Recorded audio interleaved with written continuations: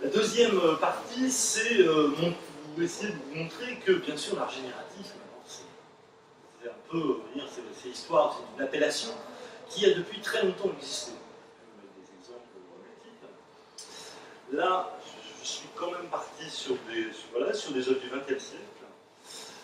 Alors là, vous avez une œuvre d'un monsieur qui s'appelle Lapowski, qui sont des œuvres réalisées, les premières œuvres numériques dans les années 50,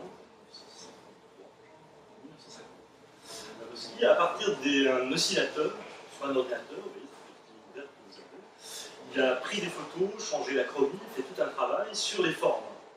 Son idée était que ça simulait des formes et que ces formes avaient un rapport avec, n'avaient pas forcément rapport avec des fonctions, mais qu'elles étaient pour lui irréalisables ou difficilement réalisables et qu'elles se rapprochaient du réel. Il a tout de suite vu que l'oscilloscope, qui est le traitement de l'information sonore, donc de votre voix, avait un lien avec le physique, une certaine physicalité. Pas oublier que dans génératif, vous avez le mot dans sa racine, dans son étymologie, bien sûr, vous pouvez penser à génome, à génétique. Et c'est pas un hasard, c'est-à-dire que c'est effectivement quelque chose qui est à la fois en mouvement, mais qui est de l'ordre d'une simulation du vivant. Et plein d'artistes vont tout de suite, rapidement, voir ce rapport et cette utilisation de ces nouveaux outils avait plutôt une espèce de similarité, de ressemblance avec le vivant, avec l'aspect créateur du vivant, qui pose pas mal de questions. Un artiste, lui, très connu, va s'interroger là-dessus. Il s'agit de Tinguely. Tinguely avec thématique. Cette œuvre date de 1953 et elle est assez spécifique parce que Tinguely, alors là je lis,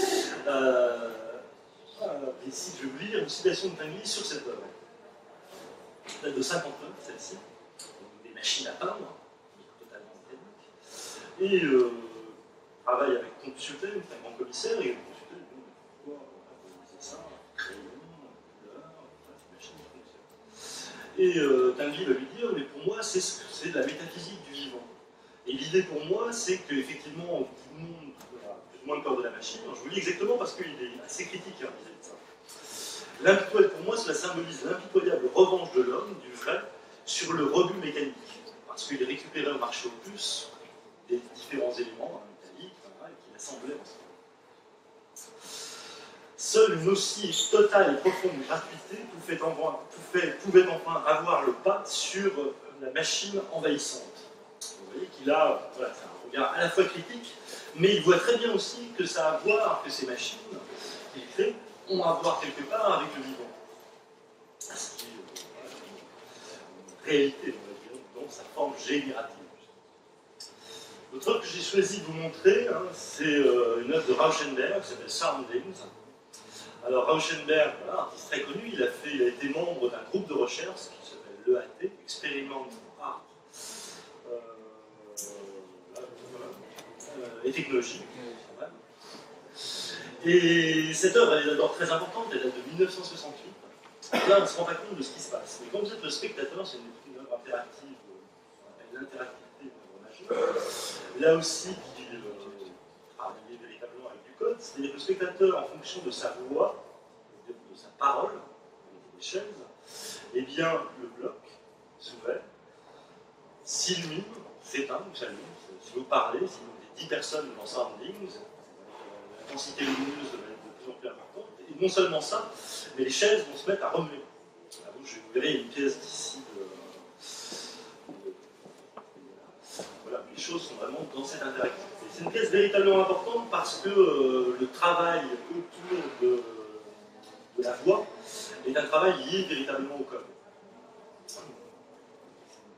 Une assez belle expérimentation.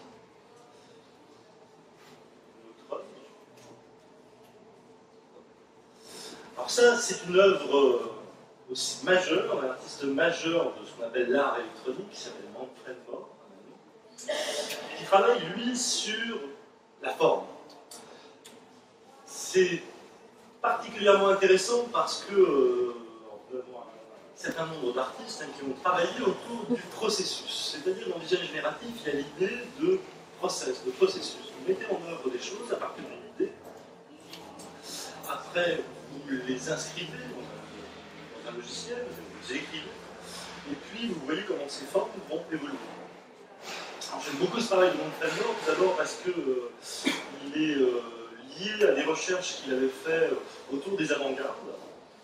Et notamment, il y a un lien fort avec le travail du dessin et de la forme, du process d'un artiste, par exemple, comme Sol Levitt, mais aussi lié à l'architecture.